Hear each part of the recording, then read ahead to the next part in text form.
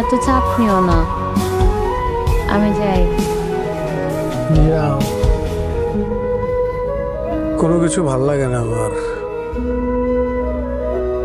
নিজের ঘরের বউ, তার সাথে কথা বলে আরাম পাই না।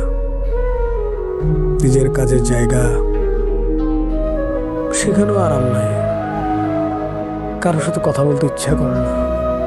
আচ্ছা, জীবনটা এমন কেন? কোথাও কোনো আরাম নাই। জীবনটা এমনই শহীদ।